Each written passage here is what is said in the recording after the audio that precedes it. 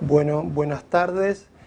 Vamos a continuar con la segunda parte de la charla, capacitación, este curso que estamos dando sobre huerta agroecológica. El día de hoy vamos a ver todo lo que es el manejo de la huerta. Principalmente nos vamos a centrar en lo que es los abonos, el compostaje, el riego y la parte sanitaria, la parte de todas las plagas, enfermedades, malezas que pueden estar atacando a la huerta. Inicialmente quería hacer algunas aclaraciones con respecto a la charla que dimos la vez pasada, hace unos días, con los almácigos. Lo que estábamos, el otro día hablamos sobre almácigos en cajones, pero también se pueden hacer, por ejemplo, con bandejas de germinación que se compran, son de plástico, se las puede reusar una o dos veces, vienen de distintos tamaños, de distintas formas. Tenemos acá unas que son de alrededor de, no quiero mentir, 325 agujeritos, 325 alvéolos se llaman. Uno se puede llegar a tentar en comprar de todas estas, porque vamos a poner 325 semillas, van a ser 325 plantas, pero lo que necesitan es un sustrato especial, un sustrato comercial, que es relativamente costoso y además necesitan mucho riego, es un riego constante, prácticamente 3-4 veces por día. Entonces, por más que estas sean muy lindas y muy tentadoras, intentemos de que las compremos una vez que hayamos agarrado experiencia. Inicialmente, lo que pueden hacer, si quieren usar algunas que son más, quieren usar estas bandejas y que son un poquitito con menos cantidad de alvéolos, pueden usar estas que son de alrededor de 72 alvéolos. Acá entran 72 plantas, 72 semillas, con un tamaño relativamente un poquito más grande que la otra. Son un poquito más grandes que un vasito de yogur, son como del tamaño de un vasito de café. Estas podrían llegar a utilizar como para, si quieren usar de estas bandejas. Igualmente van a tener que armar un sustrato que yo les voy a comentar hacia la parte final de la parte de compostaje, cómo podrían armar el sustrato este. Bien, aclarado esto, vamos a continuar con la parte de compostaje. Si podés poner la primera,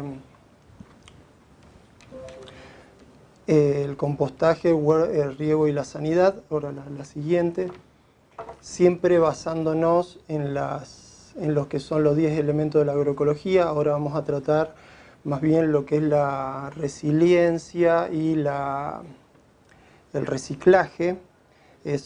La resiliencia es la capacidad de soportar una perturbación por parte de un sistema. Por ejemplo, sequías, tormentas muy fuertes, mucha precipitación.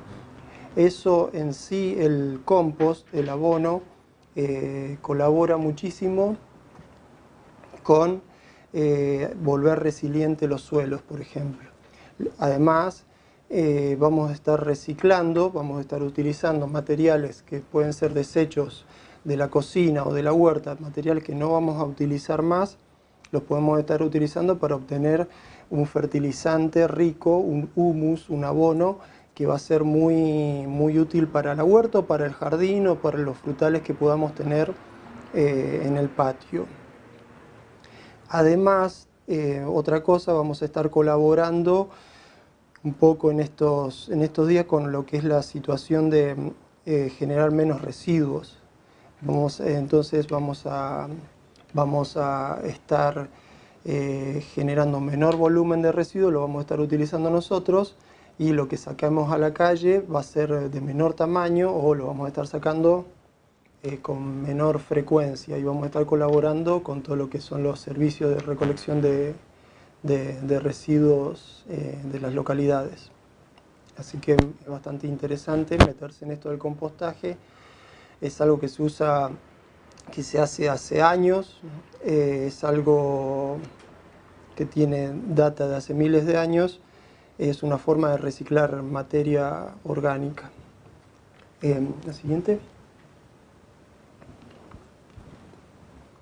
Entonces, para que nuestra huerta produzca durante todo el año, necesitamos estas tres patas de esta mesa en la que se sustenta la huerta agroecológica. Hablamos algo ya de las asociaciones, hemos hablado de las rotaciones, ahora vamos a hablar de los abonos orgánicos. Además de los abonos orgánicos, lo que vamos a tener junto con ellos, las 3M, que son muy importantes, que una es la materia orgánica, los minerales y los microorganismos. Estos ayudan a mantener vivo el sistema. Generan también muchos nutrientes y alimentan a las plantas. Digamos como que la materia orgánica es el famoso humus, que es el que estamos generando. La materia orgánica es como una especie de caja de ahorro o una alcancía de nutrientes para el suelo y para las plantas. Entonces, lo que vamos a ver hoy son los distintos abonos orgánicos, entre ellos el más común es el estiércol o los guanos de animales, el compost, que es lo que vamos a hacer hoy, y después viene algo del lombricompuesto, del lombricompost, que es el compost que pasó por el tracto digestivo de una lombriz. También algo les voy a mencionar. Y después existen otros dos más que da para hacer todo un curso, toda una jornada sobre ellos, que son el bokashi y los bioles. El bokashi es como un compost que se hace muy rápido. Normalmente un compost tarda 4 a 6 meses en producirse. Acá con el bokashi lo tenemos en 45 a 60 días, ya generamos un compost. Lo que sucede es que lleva otros materiales, lleva por ejemplo levadura, lleva azúcar o melaza. Es un poquito más complejo la elaboración, pero es bastante interesante. Eso podemos ver en algún otro momento, en otra oportunidad podemos charlar sobre el compost. Asimismo, también les recuerdo que no están habilitados los comentarios o las preguntas, no las vamos a responder. Sí, las vamos a responder a un mail que voy a dejar y a un teléfono al que pueden mandar WhatsApp. Si no, también pueden contactarse con el Facebook de Roca, ahí en el Messenger hacen las preguntas y nosotros en el lapso de unos días trataremos de responderlas. Lo mismo si me escriben un mail a mí, a vasquez.pablo.inta.gov.ar, le voy a responder y si no, bueno, vean Facebook, la pregunta del mensaje de Facebook. Lo que sí, bueno, fíjense cuando escriben el apellido, nomás que pongan la S y una Z, porque hay otro Vázquez Pablo que se encarga que está ocupado de otra área y que, bueno, él me reenvía los mensajes, pero por ahí, bueno, se puede olvidar o puede pasar algo. Y no, fíjense eso, nada más tengan ese detalle en cuenta. Bien, ahora continuando con lo que es primero los estiércoles o los guanos, que son lo más básico, lo primero que uno usa a veces para fertilizar el suelo. Lo que tenemos que tener en cuenta es que tiene que estar compostado, tiene que haber pasado por un proceso de compostaje, que hoy vamos a ver. Se lo puede usar también para la formación del compost. Podemos usarlo cuando vamos a hacer el compost en una pequeña porción. Es muy útil por la cantidad de microorganismos y de materia orgánica que tiene. ¿Qué nos pasa si, por ejemplo, tenemos algún estiércol fresco y lo queremos usar? porque conseguimos de alguna manera algún guano, lo que se puede hacer es en cierta manera apagarlo. ¿Cómo se hace esto? Se lo deja reposar un tercio del guano o del estiércol en 2/3 de agua. O sea, si agarramos un bidón, por ejemplo, ponemos 1/3 de guano o de estiércol y después completamos los otros 2/3 hasta el tope de agua.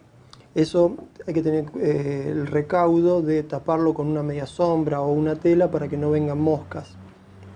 Hay que revolverlo, aunque sea 1 o 2 veces por día, y dejarlo así durante 12 días. Luego, cuando lo vayamos a usar, se tiene que diluir 5 veces. O sea, si tenemos 10 litros, por ejemplo, fue hecho en un tacho de 10 litros, lo vamos a tener que llevar a 50 litros. Esa sería una de las recomendaciones que tendría que tener. Después otra aclaración, que bueno, los guanos son de aves. No existe el guano de caballo o el guano de vaca, simplemente son estiércoles. Los guanos, pero estamos ya acostumbrados a hacer guano. La otra recomendación es que no se tiene que utilizar con verduras de hoja, porque por todas las bacterias que pueden llegar a tener, entonces en una lechuga o una selga, no utilizar este guano diluido que yo les dije, este guano apagado, este estiércol apagado, porque por la cantidad de bacterias que puede tener en una verdura de hoja que prácticamente no se cocina, nos puede traer muchos problemas de contaminaciones. Sí se puede usar en zapallo, se puede usar en tomate, en pimiento, en esas verduras sí, pero no en verduras de hoja. La siguiente. Bien, entramos ahora ya con lo que es la definición del compost. Es un abono que se logra con la degradación de restos orgánicos. Se obtiene en algunos meses, lleva un tiempito, pero es un proceso bastante interesante para hacerlo con todos los residuos que tenemos orgánicos, como les dije. También la otra ventaja que tiene es que se aplica en bajas cantidades al suelo. No es mucho lo que se utiliza para la gran cantidad que usamos, pero para la gran cantidad que hacemos. Pero lo podemos ir dosificando durante todo el año, durante todas las temporadas. Básicamente el compostaje lo que tiene es que combinamos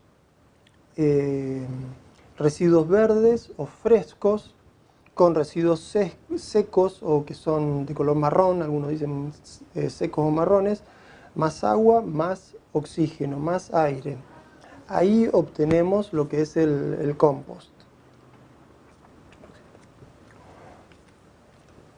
Las recomendaciones para los residuos que podemos utilizar son, por ejemplo, las cáscaras de fruta, restos de verduras, hierba, té, café, hueso molido, dicen, es medio difícil de conseguir, pero se puede llegar a utilizar, el pasto seco, papel, bosta de caballo, guano de gallina, de conejo, cabra, oveja, algunas hojas, en general que sean secas. Pero lo que no se recomienda de que se debe aplicar son los vidrios, obviamente plásticos, huesos, carnes, grasas. Las carnes y las grasas no conviene colocarlas en el compost porque atraen roedores, entonces vamos a tener otro problema, además de que atraen muchas moscas, entonces no nos conviene incluirlos. Obviamente que latas no, porque no se degradan tan fácilmente. Eso se puede reciclar de otra manera, lo mismo que los plásticos, los vidrios también. En todos los municipios existen lugares donde se pueden colocar. Y obviamente, como ya hemos hablado antes, los excrementos de los animales domésticos no conviene colocarlos. Algunas aclaraciones, por ejemplo, lo que son las revistas. Las revistas que vienen con papel plastificado no se colocan en el compost, no conviene porque por las tintas, por el plastificado que tiene, eso tiene que ir a una campana de reciclaje, a un lugar donde reciban revistas o lo mismo los papeles de diario con la tinta. Tampoco conviene ponerlo en el compost. Es sí papel o cartón, sí se pone en el compost, pero no lo que son papeles escritos sería. Eso va a otro lugar. Después otra aclaración que siempre nos consultan a nosotros es por los, por ejemplo, por lo que son las cebollas, puede ser los cítricos también, cítricos, se colocan en el compost, se pueden colocar cualquiera de estas cosas. O sea, obviamente las cáscaras, no se ponen los frutos así como uno los ve. Se ponen las cáscaras, lo que uno peló, lo que uno rayó. Porque de vuelta, si los llegasen a poner enteros o si se pudrieron y en vez de desecharlos a la basura, los ponemos en el compost, también pueden atraer roedores, moscas, que nos pueden ocasionar problemas peores. El tema de los cítricos y la cebolla, lo que se hace es ponerlos en baja cantidad. Si por ejemplo nos pasó el caso, no sé, hicimos 10, 12 docenas de empanadas, nos quedó un montón de cebolla, lo que podemos ir haciendo es ir dosificando la cantidad de esas cebollas que vamos a ir poniendo, ir combinándolas con otros residuos y los vamos poniendo de a poquito. Lo mismo con los cítricos, pueden ir pero todos combinados. Asimismo, otro residuo que también puede llegar a ser conflictivo o complejo es el café. El café es muy ácido. En el compost, cuando estamos armando todo el abono puede llegar a frenarlo, puede traer algunos problemas. Entonces lo que se hace es esparcirlo, simplemente también de vuelta, esparcido, espolvoreado, mezclado con otros componentes. Entonces ya queda como diluido. Otra cosita más, los huevos. Lo que se usa es poner las cáscaras de huevo. Yo las mencioné ahí, están en el listado. Las cáscaras de huevo tienen que estar totalmente molidas, bastante rotas, si pueden con algún mortero o en un tacho, con un palo, las muelen, las apisonan bien para que se puedan disolver, se puedan romper y puedan largar todos los nutrientes, toda la utilidad que nos pueden dar para el suelo. Entonces esos son como recaudos para tener con las cáscaras. Después, a ver la siguiente. Bueno, dicho, todo lo que es el proceso de compostaje, lo que sucede, nosotros vamos a encontrar con un aumento de temperatura y una disminución del volumen. Esto va a suceder en más o menos 4 a 6 meses, vamos a tener esto. ¿Cómo va a pasar? Tenemos que airearlo y tenemos que darle humedad. Entonces, en 4, 6 o 5 o 6 meses se hace. ¿Por qué digo 4 a 6 meses? Porque ahora, si lo hacemos en esta época, van a ser 6 meses. Lo vamos a tener aproximadamente, bueno, si lo hacemos en otoño-invierno, lo vamos a tener para la primavera. Ahora bien, si lo hacemos en primavera, ya lo tenemos en verano, en 4 meses. Demora mucho menos por las temperaturas. Pero tenemos que respetar el tiempo de proceso que lleva este proceso. Después va a haber también, además de la disminución de volumen, bueno, ahí en el esquema yo más o menos se lo esquematicé, va a haber una disminución de volumen y también un oscurecimiento de todo el material. Todo el material se va a oxidar, va a quedar de un color más opaco, más marrón.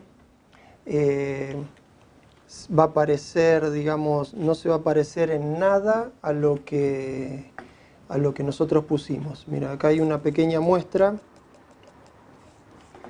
Va a tener un color así tipo atabacado, un color oscuro, en el que casi no distinguimos nada de las verduras, las cáscaras, todas las hojas que pusimos originalmente. Tendría que tomar ese aspecto. Acá este que les estoy mostrando está un poquito seco, por ahí le faltaría un poquito de humectación, de humedad, pero tiene que estar así, de un color ocre, marrón, y tiene que largar un olor como a la tierra después de que llovió. Ese es el momento en que nos damos cuenta, ese es el producto, una vez que ya pasaron estos meses que yo les comentaba. Bueno, próxima. Bien, ahora el proceso de compostaje. En estos 4 a 6 meses, ¿qué es lo que va a suceder? Vamos a tener una fase inicial, que es cuando empezamos a cargar de material, va a empezar a levantar temperatura. Eso ¿por qué? Porque hay muchas bacterias, muchos hongos que empiezan a consumir todos esos desechos y levantan la temperatura. Entonces, ¿qué pasa? Tenemos una fase de aumento de temperatura que es una fase termófila. Se dice así porque aumenta la temperatura y puede llegar a alcanzar los 50-60 grados de temperatura. Y luego eso más o menos está así durante 2 meses. Está a esa temperatura, que es muy deseable porque elimina muchas bacterias u hongos que pueden llegar a ser patógenos. Entonces se produce una especie de limpieza del compost. Luego viene una fase, después que pasan estos 2 o 3 meses, viene una fase en que empieza a enfriarse el compost, empieza a bajar la temperatura. Nosotros, ¿cómo podemos notar eso? Simplemente podemos tomar un fierro para no meter la mano adentro de la compostera. Lo que podemos hacer es tomar un fierro o un palito, o lo mejor es de metal, meterlo en la compostera, dejarlo 2 o 3 minutos y después sacarlo y tocar. Sería como una especie de termómetro. Lo ideal sería tener un termómetro, pero no todo el mundo tiene un termómetro de suelo. Entonces, simplemente con un fierrito podemos ir tocándolo y viéndolo que en la fase termófila nos va a quemar la mano. No lo vamos a poder sostener más de 5 segundos al fierro porque nos va a lastimar.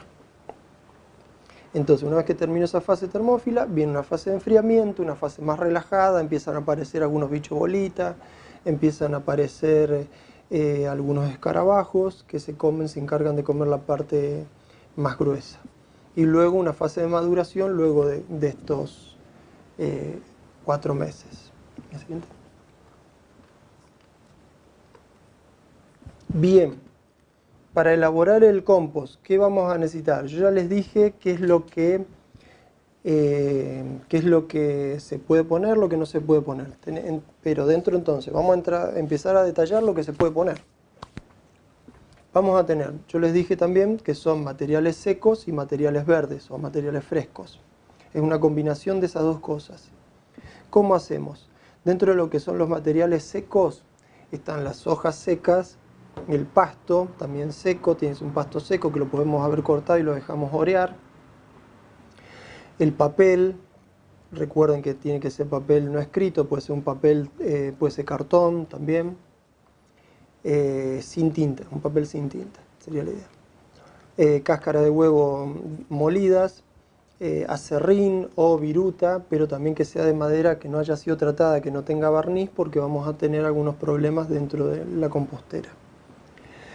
Algunas ramas de la poda, que este es el momento, lo que es en otoño e invierno, es el momento ideal para iniciar el compost, porque vamos a tener muchas hojas que se están cayendo de los árboles y vamos a tener muchas ramas de la poda. Entonces es ideal iniciar con eso, por lo menos con la parte seca.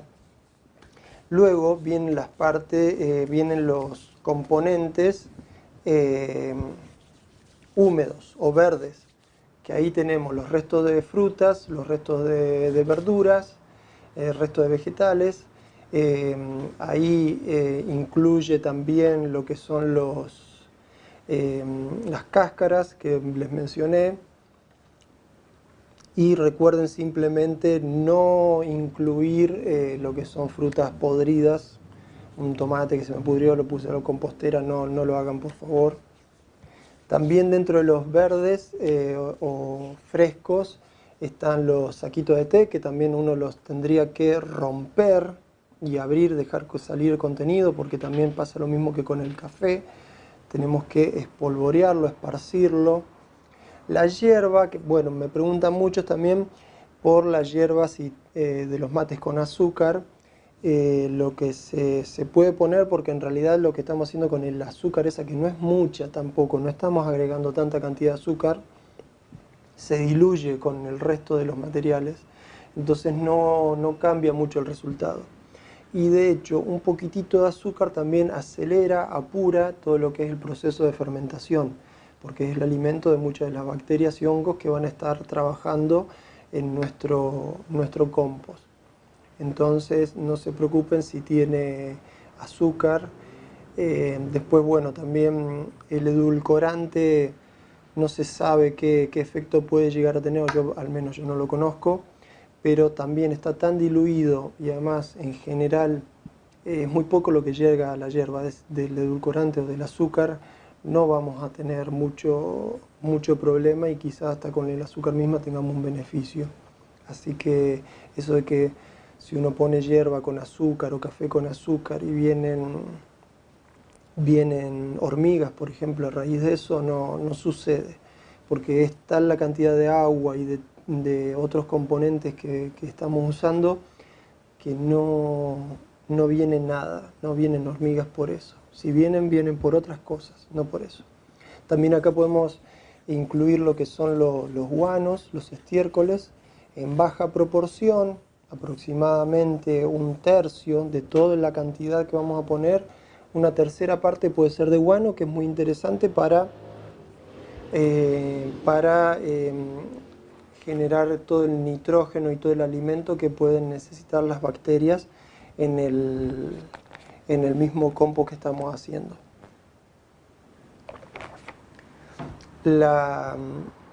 Otra de las cositas otro detalle que habría que tener también es, por ejemplo, aplicar cenizas. Cenizas se puede poner, yo no la incluí ahí. Las cenizas en un bajo porcentaje también ayudan porque aportan los minerales. Cenizas de madera, que no tengan grasas, o sea, si es una ceniza del asado que sobró, no sé, que quedó abajo de la parrilla, tratar en lo posible que sea la que no tiene grasa, porque también vamos a tener algunos problemas de mosca y roedores. Asimismo, no sé si se dieron cuenta, pero no está incluida la tierra. No se utiliza tierra para hacer compost. Para hacer el humus no usamos tierra, porque lo que estamos haciendo es una especie de tierra abonada, entonces ¿para qué vamos a usar tierra? No tiene sentido. Se utilizan todos materiales orgánicos. Sí se podría poner, si ustedes quisieran, se puede poner el equivalente a una lata de duraznos, o sea, una cantidad muy baja de tierra espolvoreada como para aportar algunos microorganismos, pero que sea una tierra confiable, una tierra que ustedes saben que sea de la huerta o del jardín, que sea una buena tierra, para aportar un poquito más de microorganismos. Pero si no quieren, no pongan. No es necesario para nada, pero en serio que no se puede poner, no se debe poner tierra porque no tiene sentido prácticamente. La próxima. Entonces, bueno, lo que nosotros recomendamos para la elaboración es usar 2 partes de material seco. O sea, lo que vamos a usar es todas hojas.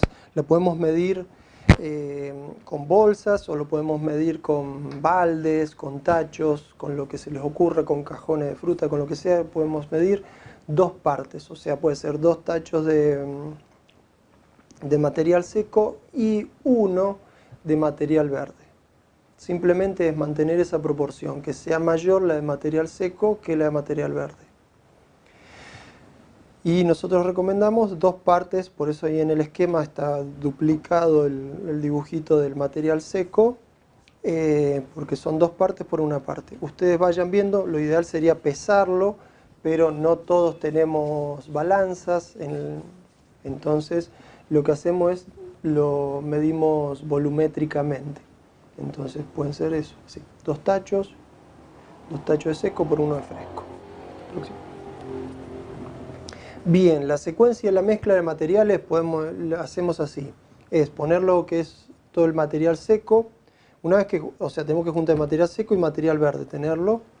Y podemos hacer la mezcla con las dos partes de material seco. Primero ponemos el material seco, como se ve ahí en la parte superior del esquema.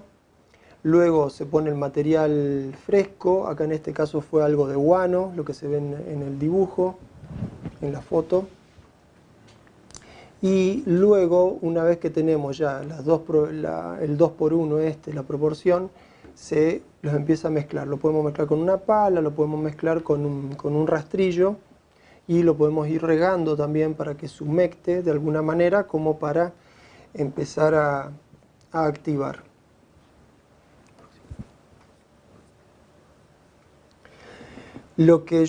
Hay muchas formas de hacerlo, muchos receptáculos, recipientes donde lo podemos poner. Acá vamos a ver la más sencilla. Después ustedes, si quieren, me pueden consultar, mandan un mail o nos escriben al Facebook de la agencia y le podemos decir otras formas. Yo de la que voy a hablar ahora es nada más que de la pila de compostaje, que es por encima de la superficie del suelo. Entonces, ahí nos pueden hacer algunas consultas.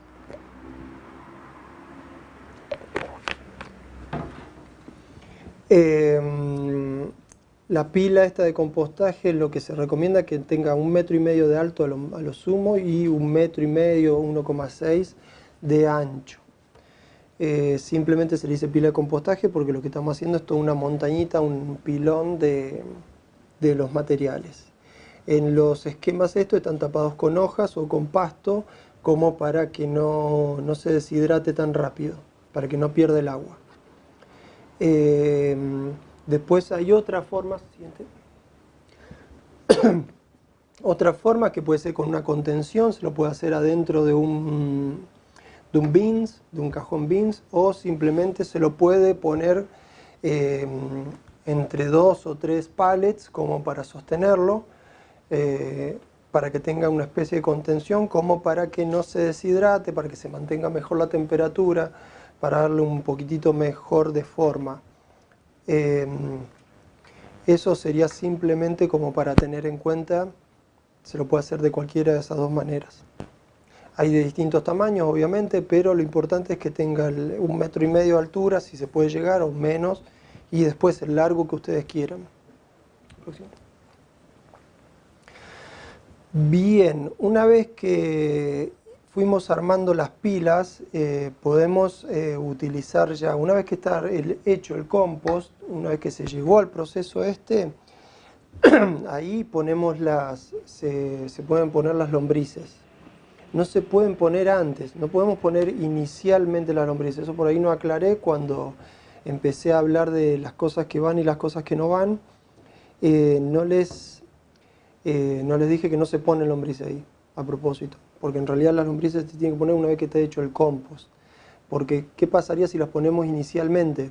Tenemos una fase termófila, una fase en la que se levantan 50, 60 grados las lombrices, la mayoría va a morir.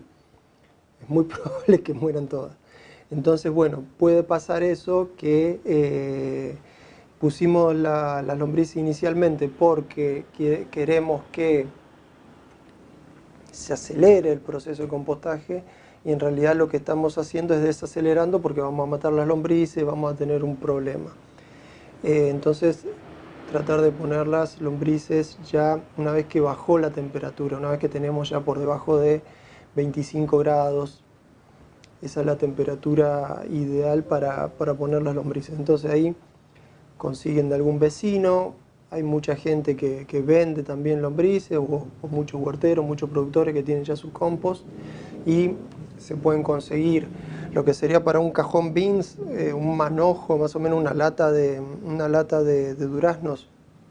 Sigamos tomando esa medida, como para llena de lombrices, un manojo así de lombrices con compost también un poquitito, y lo aplicamos en el compost ya hecho, para que empiece a trabajar y lo empiece a mejorar un poquitito, le da otra estructura, queda mucho mejor. Lo que también otro de los fundamentos de por qué no se ponen las lombrices inicialmente cuando tenemos pedazos de verdura muy grandes o cáscaras, es porque las lombrices no tienen dientes. Entonces no podrían masticar todas las cáscaras y todas las hojas que nosotros estamos colocando. Entonces tenemos que dejar que eso se procese, vengan hongos, que ahí ellos van a ser de dientes, en cierta manera, hongos, bacterias, van a descomponer, va a quedar toda como algo muy descompuesto, algo sin forma, y ahí podemos poner las lombrices. Esa sería como aclaración. Después, volviendo al esquema, vieron que en el compost en formación, tenemos acá compost en formación a la izquierda y compost ya formado a la derecha. ¿Dónde pondríamos nosotros las lombrices? Ahí, en el compost ya formado. Yo ahí se lo esquematicé. Luego, una vez que más o menos el ciclo de las lombrices puede estar en alrededor de 70, 80 días, 90 días, quizás cerca de 3 meses.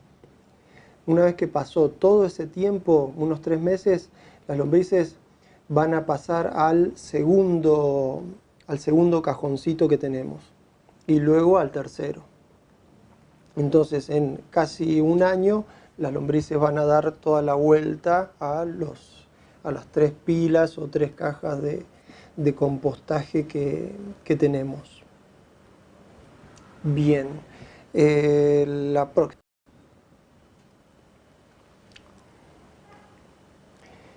El tema del riego. Tenemos que, esto yo les dije que es materiales secos, materiales frescos, más agua, más aire. Bueno, la parte del agua se la tenemos que dar con riego. Obviamente, cada 15 días aproximadamente, 15, 20 días, se va a efectuar un riego. Inicialmente también tenemos que regar para que esté todo el material humedecido, que podamos... que se pueda empezar a descomponer, que pueden empezar a actuar los hongos y las bacterias. Y luego cada 15 días, durante esos 4, 5, 6 meses, vamos regando. Luego, otra de las cosas que le dije es que necesita aire. Entonces, ¿cómo vamos a darle aire? ¿Cómo vamos a oxigenar la mezcla, el compost, el futuro compost? Bueno, es remover. Simplemente con una pala, con un rastrillo o algún otro tipo de herramienta, lo vamos revolviendo, lo vamos removiendo de arriba abajo hacia los costados. Entonces vamos a poder ir viendo cómo va el proceso. Va a pasar que se va a levantar la temperatura, va a bajar la temperatura, va a bajar la temperatura cuando removamos y reguemos. En el momento que removemos, también podemos regar, entonces ya hacemos las dos cosas. Entonces cada 15 días se hace el proceso de aireación. Esto, bueno, va a bajar la temperatura y además ustedes van a ir viendo cómo va el proceso, cómo se van desarmando los componentes estos, qué tan avanzado está, qué tan cerca de esto que yo les había mostrado inicialmente, que tenía ese color tabaco, ese color ocre, como para ir viendo el proceso. Luego, bueno, una vez que ya tenemos todo este proceso, vamos a ver, les quería comentar por ahí algunos problemas que pueden llegar a tener con el compost. Por ejemplo, uno de los problemas más comunes es el mal olor. ¿Qué pasa si empieza a haber mal olor en la pila, en la mezcla? Esto se puede deber a que había un exceso de humedad, a que falta aireación, a que está todo apelmazado, entonces no hay oxígeno, se generan unas reacciones anaeróbicas y generan un olor como a agua estancada, un olor así a agua podrida, un olor bastante característico que se puede solucionar muy fácilmente. Simplemente empezar a airear, empezar a removerlo un poco más seguido a la compostera, y también se puede empezar a poner un poquito de material más grueso o bollos de papel o bollos de cartón para que puedan generarse una aireación, se vaya lo que es el apelmazado ese y pueda haber más oxígeno adentro. Y también les dije, sí, bajar el riego también para que no haya tanta humedad. Después podemos ver, cuando vamos a remover, cuando vamos a airear, nos puede llegar a pasar que también vemos que está todo quieto, que está todo igual, las cáscaras como las pusimos o las hojas, como que no hay una descomposición. Entonces eso puede ser que sea que está perdiendo mucha temperatura la pila, entonces tenemos que hacerla un poquito más alta, un poquitito más grande, para que se genere mayor temperatura, mayor descomposición. También nos puede pasar porque hace frío, entonces en estas épocas frías, en las épocas invernales, va a ir un poquito más lenta la pila. Por eso les dije que demora más o menos 6 meses. Lo que se puede hacer es empezar a taparlo, por ejemplo, con hojas secas o con pasto o con algún fardo desarmado. Podemos taparlo y lo hacemos con una especie de acolchonamiento ahí para que pueda retener mejor la temperatura. Entonces no vamos a tener problemas de que se está frenando. También algo que se puede hacer es, por ejemplo, si quedó levadura vencida o una levadura vieja, la mezclamos con levadura del pan, lo mezclamos con un poquito de azúcar a eso, o con melaza y agua, y lo disolvemos en un balde con mucha agua y regamos la compostera. Entonces estamos aportando un poquitito de azúcar que podría llegar a acelerar y a descomponer más rápidamente. Próxima. Algo que le había dicho, las moscas. Las moscas o los roedores. Eso puede ser porque se haya, por error, tiramos alguna fruta que estaba podrida o que era muy grande y que se empezó a podrir, a descomponer mal.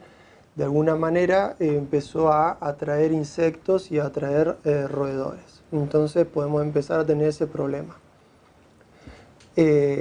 También puede ser, algo que no les dije es no tirar, no sé, una sopa, por ejemplo, algo así tan líquido, no conviene aplicarlo porque va a atraer roedores. El hecho de tapar con algunos cartones o con una misma media sombra o con hojas secas toda la pila, eso también ayuda a que no vengan tantas moscas. Se les complica la oviposición, entonces no van a poder poner huevos en ningún lugar, entonces se van a ir a otro lugar las moscas y no vamos a tener ese problema de que hay algunos gusanitos blancos adentro que están porque hay un exceso de humedad y eso trae más moscas. Otro problema que pueden tener, la siguiente, es lo contrario, sería presencia de hormigas. Las hormigas vienen cuando la pila de compost está seca, simplemente no falta riego, entonces ahí, además está un poquito calentito, entonces se van a empezar a instalar algunas hormigas, entonces se van a encontrar con eso. Además de que si el lugar, ¿no? Si la compostera no la removemos tan seguido, también van a empezar a venir algunas hormigas. Entonces, como recomendación, simplemente es remover más y empezar a regar un poquitito más, que se genere mayor humedad, que no esté tan seco el compost como la compostera y la abonera esta, para que no se sientan atraídas las hormigas. Bueno, la próxima ya sería la parte de la cosecha del compost, que esto sucede 4 o 6 meses después. Es muy sencillo, ya les mostré cómo se tiene que ver el compost, por si alguien no lo vio al principio, medio que ahora se lo volvemos a mostrar. El compost maduro, listo, tiene que tener un aspecto así como atabacado, parece té, sí, la verdad que pareciera que traje té de hebras, pero no es té de hebras, son ramas, son hojas, cáscaras de huevo que se fueron descomponiendo luego de 6 meses y dio como resultado este compost. Eso es lo que deberíamos obtener. ¿Cómo hacemos la cosecha? Nosotros vamos a ir observándolo, vamos a viendo, vamos a darnos cuenta de que está el compost ya listo. Ahora lo que se hace es simplemente tamizarlo. Habría que ir a la cosecha de compost, a la anterior. A la cosecha de compost simplemente es eso, es tamizarlo, lo pasamos o con un tamiz grande si tenemos mucha cantidad, o simplemente lo hacemos con un tamiz de tipo de obra, de albañil, para que quede la parte gruesa en el tamiz y la parte más fina es la que vamos a usar nosotros en el jardín, en la huerta. Lo que pueda quedar en la parte más gruesa, en la parte de arriba del tamiz, lo que no pasó por la malla, lo podemos volver a la compostera para que se siga descomponiendo. Esto nos puede pasar si nos equivocamos y pusimos, por ejemplo, algún carozo de durazno, algún carozo de ciruela, entonces va a tardar muchísimo en descomponerse, pero se va a ir descomponiendo de a poquito. Entonces, o alguna corteza de alguna madera, algo que quedó grande, grueso. Eso vuelve a la compostera, se sigue descomponiendo y así a lo largo de quizás un año o dos ya lo tenemos totalmente desarmado. Ahora tendríamos que ver la parte de los usos del compost. El compost es muy recomendable, se lo puede usar durante todo el año para abonar la huerta. Lo que nosotros recomendamos es usarlo 2 o 3 veces por mes, 2 o 3 veces por año, como para poder mantener la fertilidad de la huerta. Algunos usos recomendados.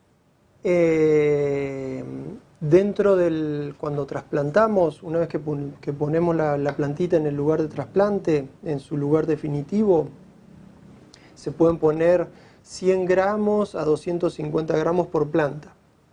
Esto es aproximadamente un vaso de yogur, más o menos, depende un poquito de qué materiales tengan, pero son aproximadamente, es un vasito de yogur que lo vamos a poner inicialmente y después a los 2 meses, 3 meses podemos volver a poner la misma cantidad alrededor de la planta. También, recién le dije en el trasplante, ahora podemos ver la siembra. Una vez que hacemos la siembra, en el mismo surco donde sembramos, también se puede esparcir una cantidad de compost como para ayudar a la planta en sus inicios. Y otra parte que también es muy interesante, que nos hacen muchas preguntas que nos han hecho muchas preguntas en los comentarios, es cómo se usa el compost en los almácigos. Bueno, una proporción interesante es esta, es dividir en 4 la cantidad de compost, la cantidad que vamos a usar. Podemos poner en un balde el compost, en otro balde arena, en otro balde perlita, por ejemplo, o turba, y en otro balde tierra buena. Entonces hacemos una combinación de todos esos en partes más o menos iguales y vamos a tener un muy buen sustrato para nuestros almácigos. Ahí sí, en ese caso lo van a poder usar para los almácigos en cajones o en las bandejas que les había mostrado, pero las bandejas grandes, las de 70 alvéolos. No lo utilicen las otras porque van a tener que regar muchísimo y en general no conviene. Entonces, en estas bandejas sí se puede llegar a utilizar. Bien, creería que ahí ya terminamos con la parte de compost. Algunas recomendaciones que por ahí me faltaron mencionar era si queremos que salga mejor, que se apure, que salga más acelerado todo, es picar de alguna manera o con cuchillo o con una tijera vieja todo lo que son las cáscaras, las podemos ir rompiendo de alguna manera para que el proceso sea más rápido. Al estar más chiquititos los pedacitos, de plantas, vamos a poder acelerarlo un poquito más. Entonces, bueno, esa es la recomendación. Después cualquier consulta nos pueden mandarme un mail, yo trataré de contestarlo lo más pronto posible sobre la capacitación. Son dudas aclaratorias sobre lo que hemos visto durante estas charlas. También nos pueden escribir un WhatsApp y nosotros lo vamos a contestar.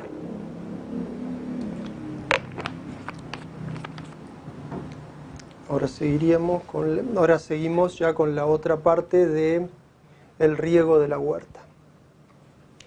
La huerta se puede regar de unas 3 maneras más o menos. Una de ellas es por surco, que es lo que se utiliza normalmente en las chacras, lo que se utiliza a gran escala, por lo menos acá en el Alto Valle, gracias al excelente sistema de riego que tenemos un muy buen sistema de riego, muy buena agua, de muy buena calidad y en cantidad también, mucha cantidad. Así que eso se usa por surco. De eso no voy a hablar tanto porque lo que es la charla más bien de hoy es sobre el riego de la huerta, o sea, a nivel domiciliario o alguna huerta más de tipo comunitaria. Entonces, vamos a ver lo que es algo de aspersión y algo de goteo. Bien, ¿cómo podemos regar? Tenemos en la huerta, yo tampoco para ponerlos en tanto gasto, simplemente con la manguera que tenemos a nivel domiciliario o con un sapito, lo que se conoce como un sapito, un aspersor, simplemente con eso se riega una huerta pequeña, una huerta de 10 por 10 o un poquitito menos, también se riega. Todo depende del tiempo que tengamos, ¿no? Entonces podemos regar con una manguera, con chorros, simplemente tratar de no mojar mucho las plantas para no traer ningún problema de hongos y tratar de regar lo que es las raíces, la parte del surco de la huerta. Algo que puede suceder muchas veces es dejar la manguera así y hacerlo como si fuera un riego por canaleta, dejar en el canalcito entre los surcos, dejar la manguera y que el agua circule por ahí. Ahí, bueno, es un gasto bastante grande de agua. Yo recomendaría que en ese caso, si uno lo hace porque no tiene tiempo, simplemente que en lo posible empiece a conseguir algunas cintas, algunas mangueras de goteo para poder, porque el gasto que va a tener en agua se lo va a compensar la cinta de goteo. Además de que cuando uno deja la manguera así en el surco y que se riegue directamente la huerta, lo que sucede es que empiezan a crecer muchas malezas, muchos yuyitos en el surco, en la canaletita esa. Entonces, a la larga vamos a tener algún problema con todos esos yuyitos que no nos van a dejar caminar, no nos van a dejar crecer bien a las plantas. Bien, la próxima. También, bueno, está una regadera.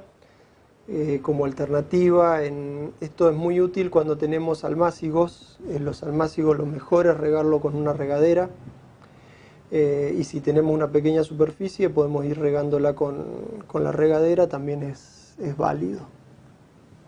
La siguiente.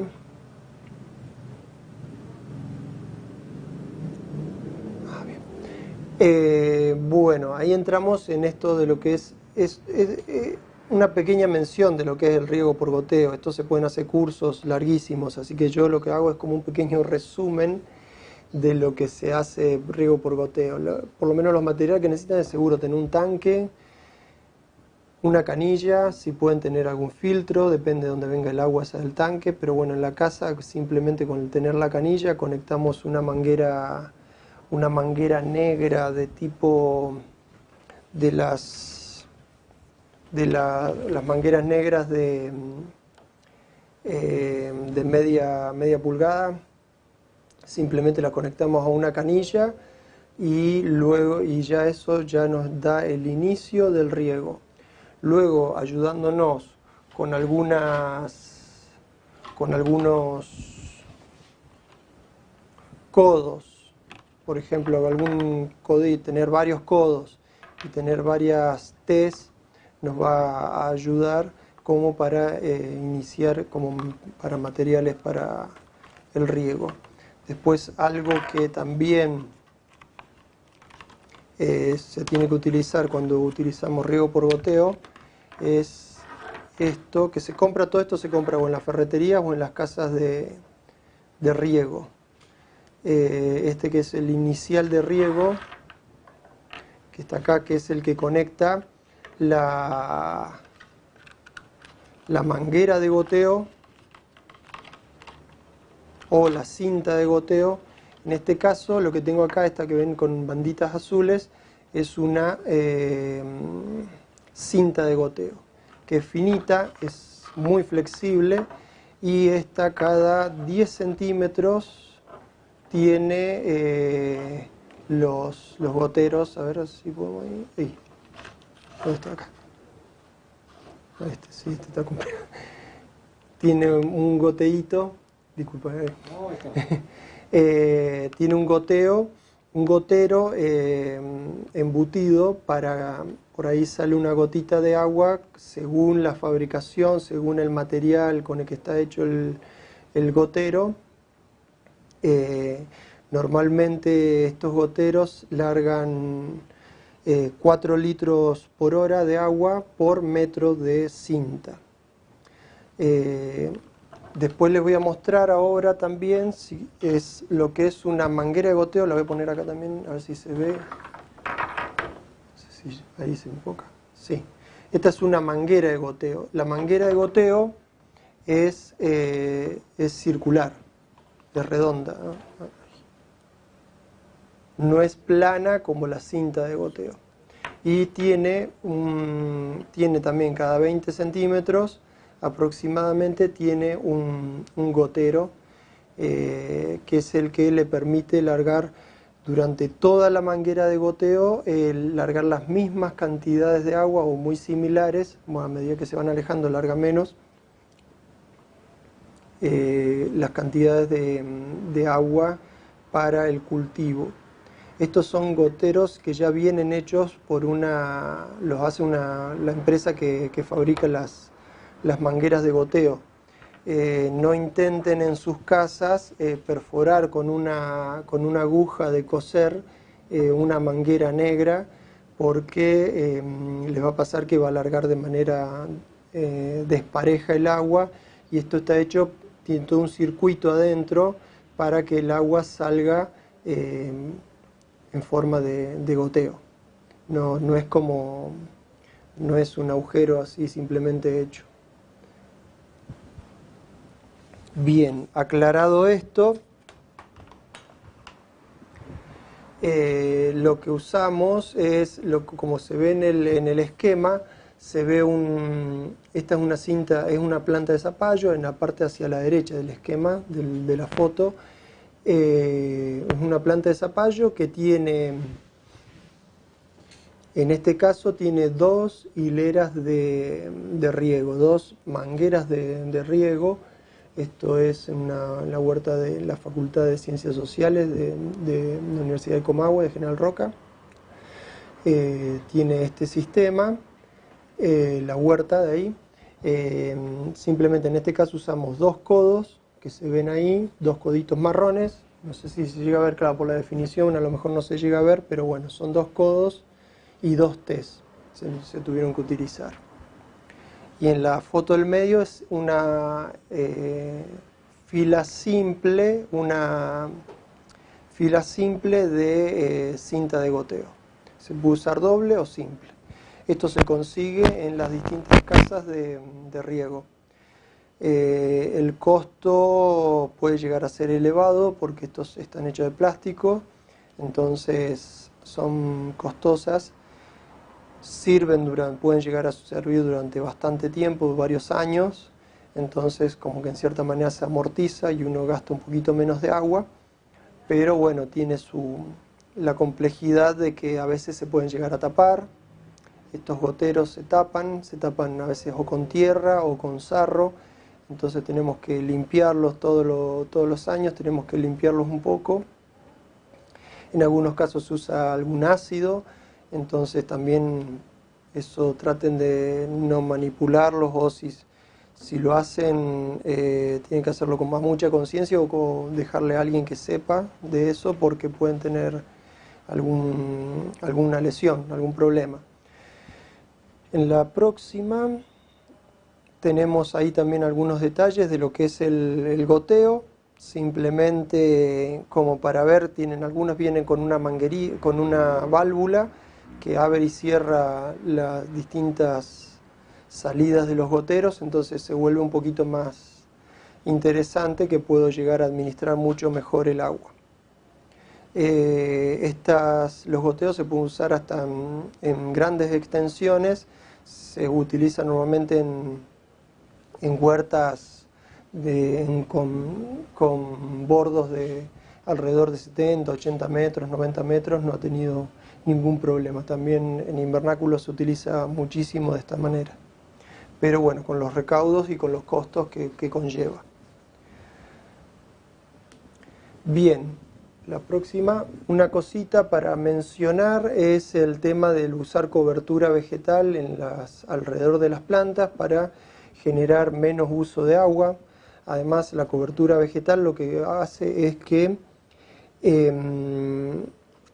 esto se transforma en abono después. Todo lo que es el pastito seco que vamos a poner alrededor, además no va a dejar crecer ningún tipo de maleza, ningún yuyo alrededor de nuestra planta, entonces vamos a tener que regar mucho menos si utilizamos esa cobertura vegetal en la próxima. Tratar de no dejar el suelo desnudo o descubierto, porque el impacto del agua lava el suelo, a veces el sol mismo quema la costra del suelo, se encostra el suelo, tenemos muchos problemas. Entonces al tener una cobertura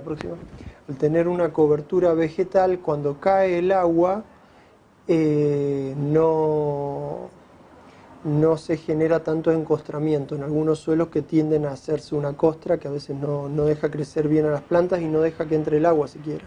Se arma una costra tan dura que no entran las plantas, no entra el agua. Perdón. Bien. Próxima. Bien.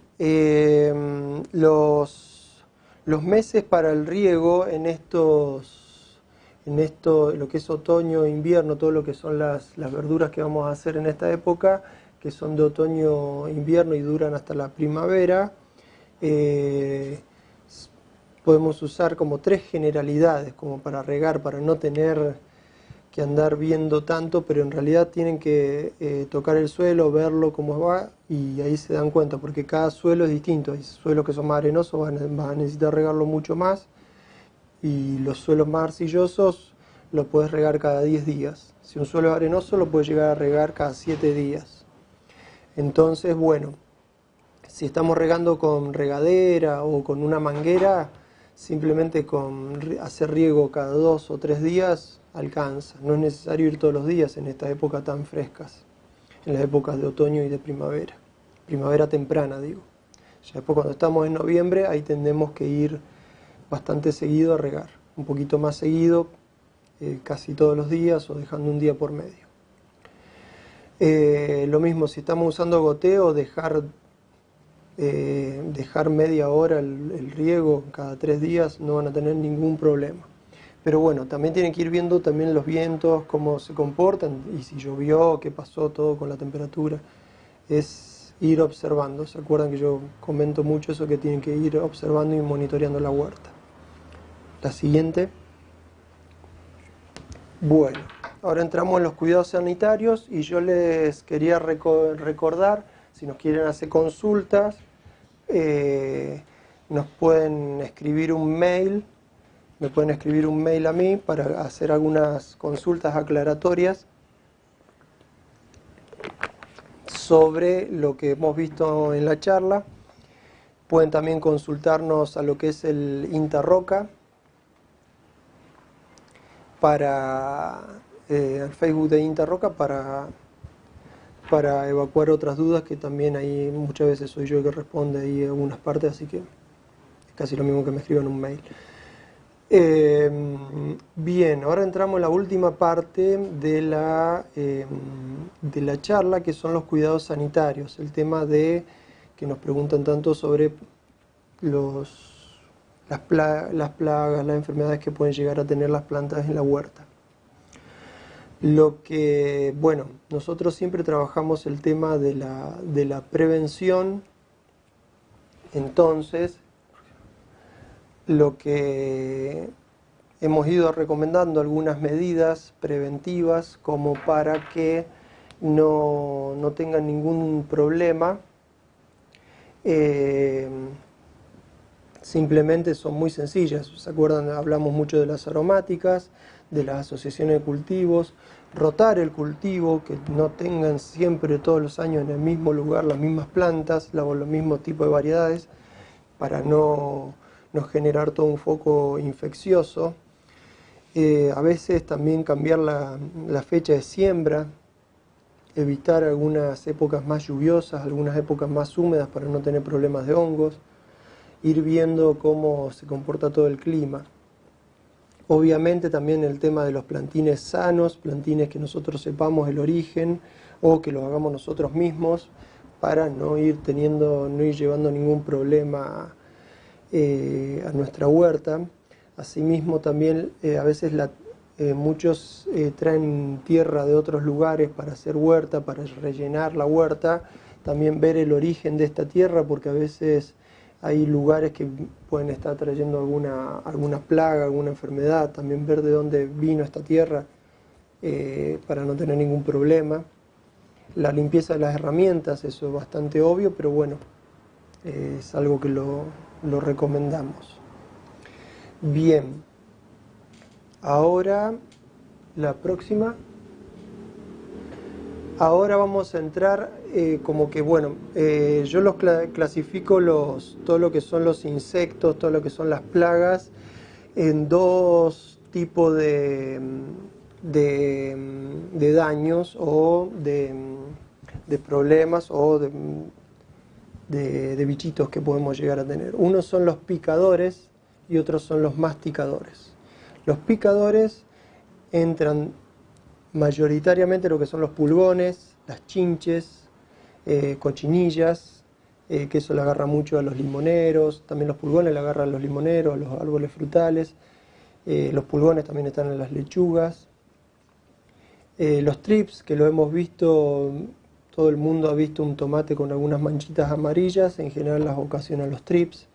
También pueden picar lo que son las hojas, entonces generan unas manchitas grises. Después están las moscas blancas y las arañuelas. Todos esos entran dentro del grupo de los picadores, son los que succionan la savia de las plantas y las secan, las dejan amarillas, en muchos casos se mueren, las dejan un poco marchitas. Uno a veces ve algunos puntitos amarillos en las hojas. Bueno, esos son todos los picadores. Los masticadores son los que directamente hacen un agujero, sacan un bocado de las hojas. Entonces, bueno, ahora yo les traje algunas fotos, del daño que ocasiona algún picador.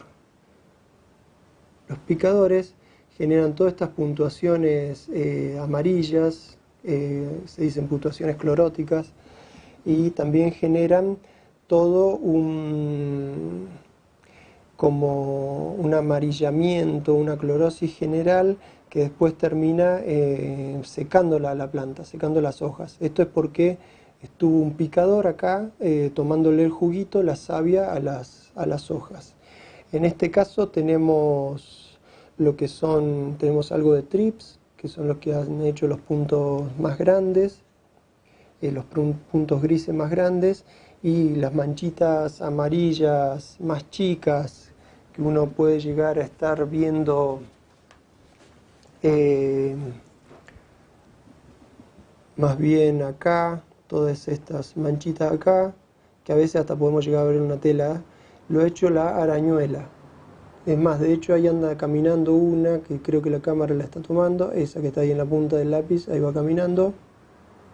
Capaz que se ve, ¿no? No sé si se llega a ver en la transmisión. Ahí andaba caminando la arañuela por detrás de la hoja.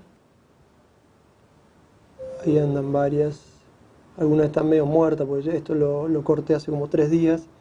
Encontré, esto es una hoja de tomate que está muy afectada por arañuelas. Bien, eso sería dentro de lo que son los picadores. Pasamos a la siguiente filmina, la siguiente foto. Ahí tenemos otros picadores, que es la mosca blanca.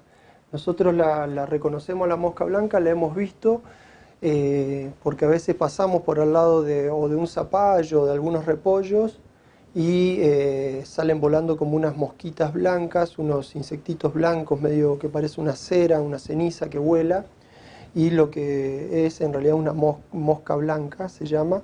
No es una mosca, no es pariente de la mosca esta doméstica que anda, que tenemos siempre, que se nos mete en la casa, sino que es más bien pariente del pulgón. También hay alguna foto ahí de pulgones, otro picador de estos, otro que se encarga de sacar la savia, al igual que la arañuela y los trips que estuvimos viendo recién.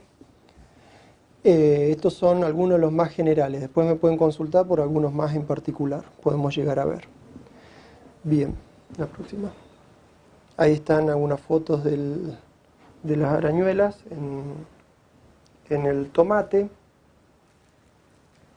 Estos son todos picadores, son los que sacan el jugo.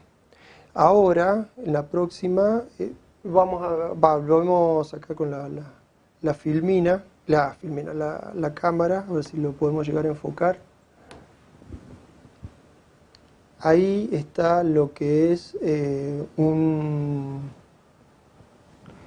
barrenador. Estos son masticadores, son mordedores. Esto lo que se encargan es de ir haciendo un caminito. Acá nosotros vemos esto, es un gusanito que ha ido por dentro de la hoja comiéndose la parte más verde, entonces vemos todo un caminito. Después terminan haciendo algunos agujeros, entonces vemos dañadas las hojas. En este caso es el gusanito de una mosca que va comiendo. Esto se ve mucho en acelga. Esto es una planta ornamental, pero en acelga y en tomate lo vemos mucho.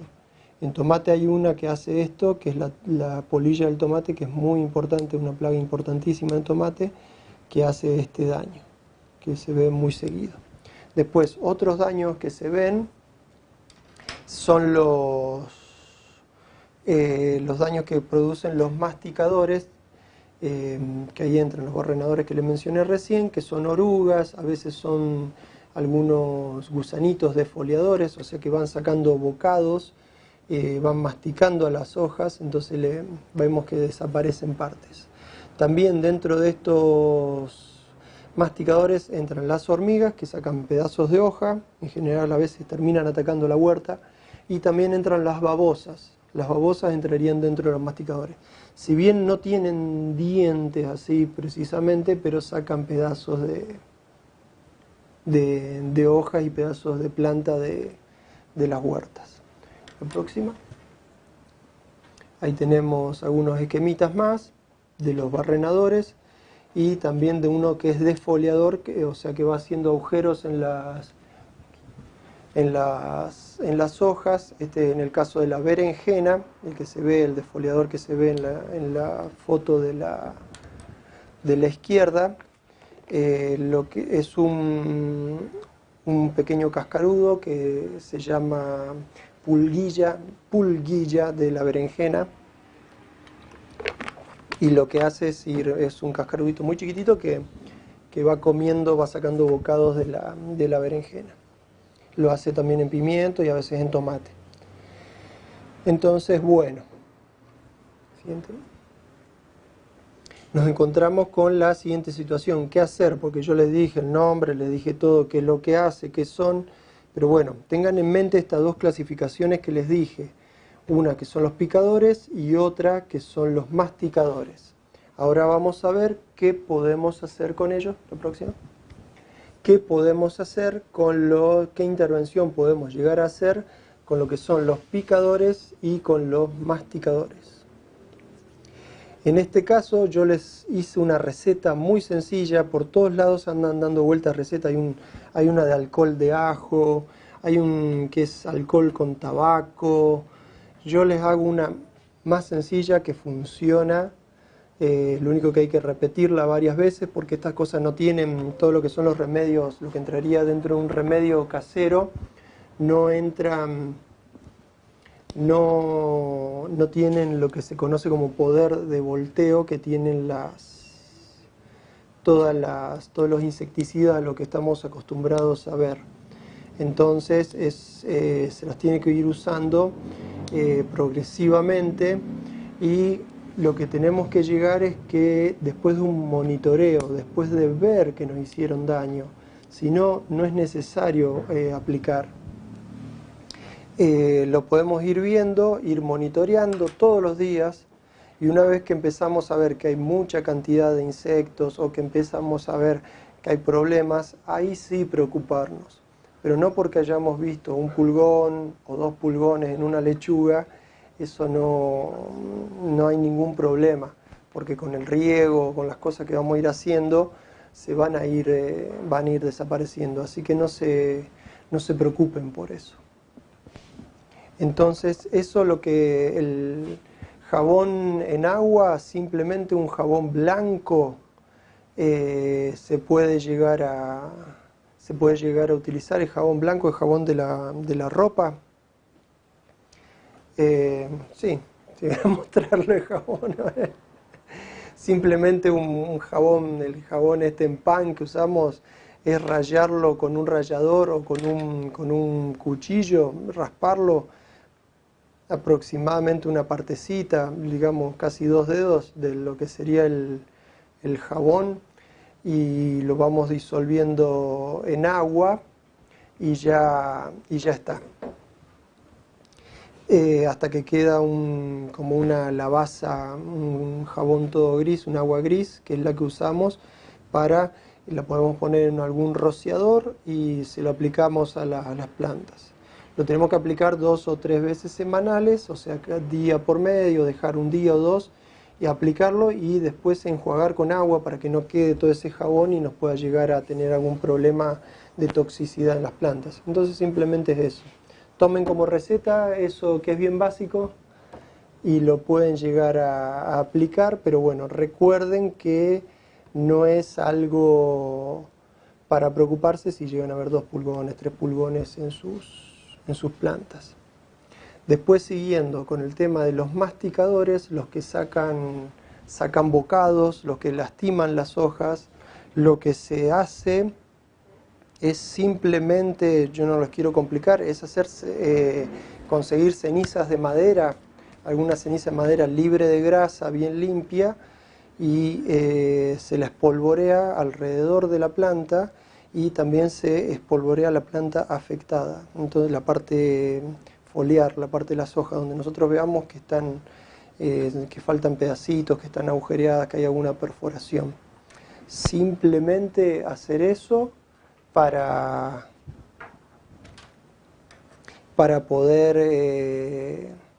evitar el ataque. Nosotros lo que vamos a hacer es dificultarle la masticación, o sea, no van a poder masticar bien,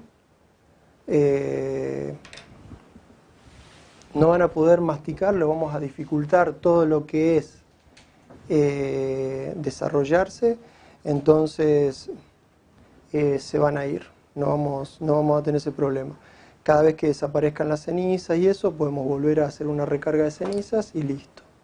Yo les hablé también de las babosas, que las babosas son los masticadores también, que sacan bocados. Lo que se hace ahí es también tomar huevos, cáscaras de huevo, molerlas, picarlas bien y simplemente ponerlas alrededor de las plantas para que las babosas no se acerquen. Asimismo, tienen que ver que las babosas vienen cuando hay mucha humedad, entonces, bueno, empezar a manejar el riego, mejorar todo lo que es el sistema de riego para que evitar y no tener mayores problemas. Me quedan 2 filminas y ya está. Bueno, otro tema son las malezas. los yuyitos que podemos llegar a encontrar. Ahí les estoy mostrando, lo más fácil es sacarlos a mano o simplemente con alguna herramienta pequeña.